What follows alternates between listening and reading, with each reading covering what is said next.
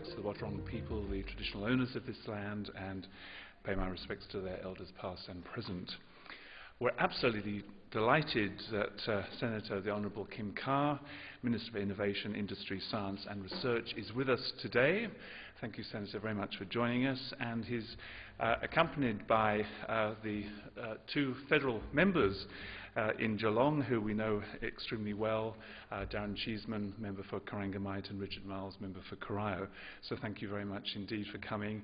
Also like to welcome Dr. Martin Jago from CSIRO Animal Health Laboratories, a very key partner for us in this quest here in this building. But that's enough from me. Perhaps I can now pass you over to the Honourable Senator Kim Carr. Thank you very much.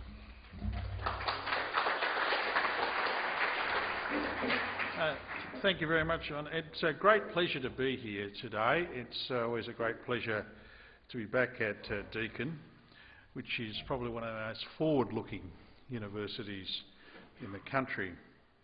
And it's a great honour to be able to be here with my parliamentary colleagues who have promoted this university like none others have in terms of work within government. And Darren, of course, has been a very, very strong advocate, particularly of the new Carbon Centre here, the relationship with the CSIRO, and Richard, of course, promotes all things throughout the entire region. As Parliamentary Secretary in the Department of Innovation, he has a particular role to perform in making sure that we're kept very well informed as to progress that's going on. It's a great honour, though, to be able to open new facilities, the new Medical and Life Science Research Laboratory. And one of the great strengths of the jobs that I have is the capacity to work with people, to join with them in developing the capacity to actually transform this country. And that's what these labs will do.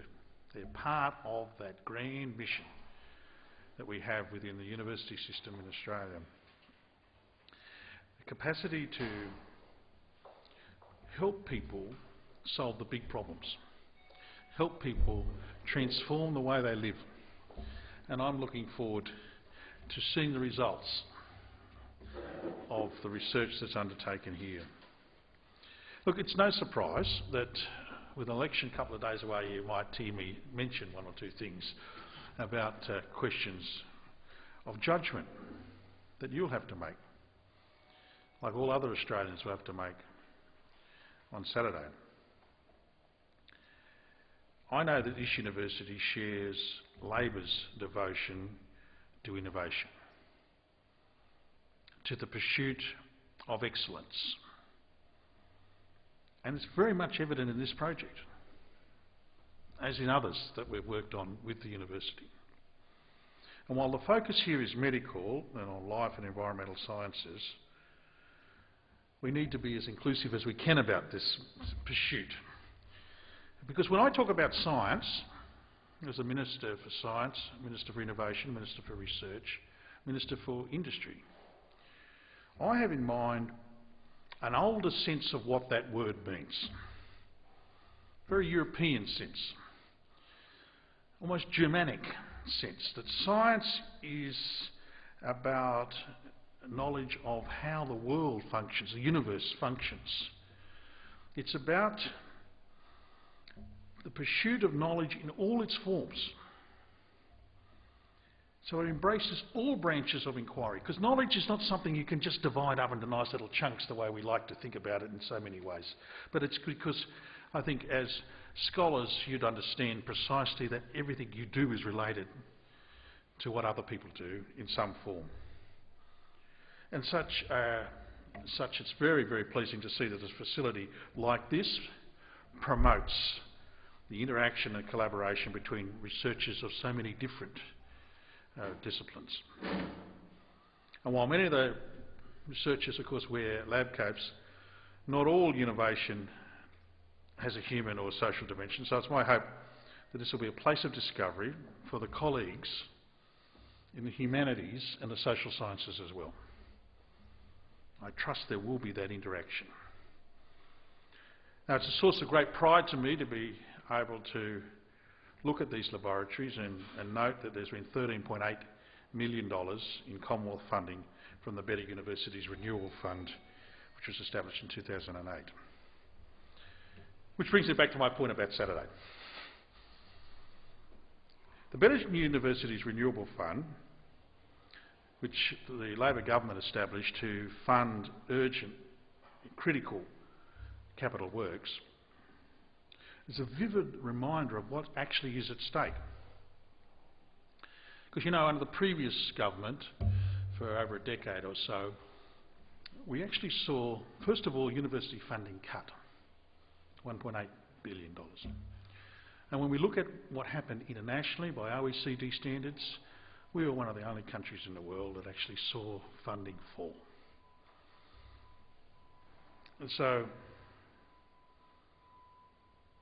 under this government, there's also the case in terms of private R&D. It wasn't just public R&D, it was private R&D as well. So they're very harsh realities. When we came into office, we knew we had a serious repair job to do. And I'll say to you, we've started on it, we haven't finished. I'm not going to put this view to you that it's all done, because it's not. There's so much unfinished work yet to be done. What we said, we started from this very simple premise that you can't have an internationally competitive economy without a strong innovation system. And the university is at the core of a strong, modern innovation system. You can't have a great innovation system without great universities and great researchers. The capacity to do original quality research is absolutely critical to our future well-being as a nation. Not just individual workers, not just individual families, but as a nation. Now, I take the view that we have a right to expect great things from our researchers. This country has a right to expect great things from you.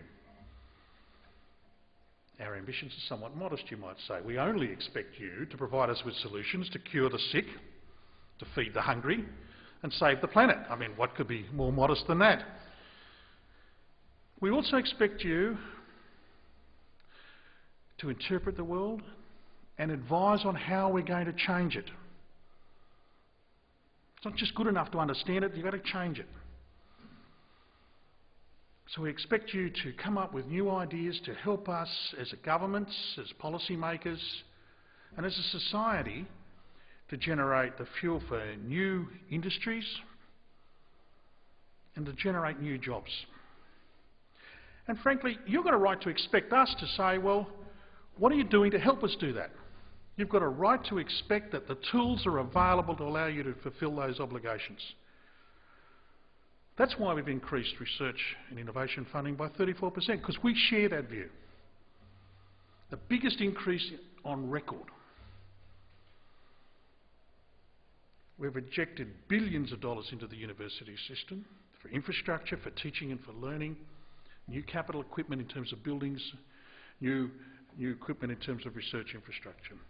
We've allocated $4.1 billion from EIF. $1.7 billion has gone to research facilities. $37 million, the Australian Future Fibres Research and Innovation Centre here at Deakin.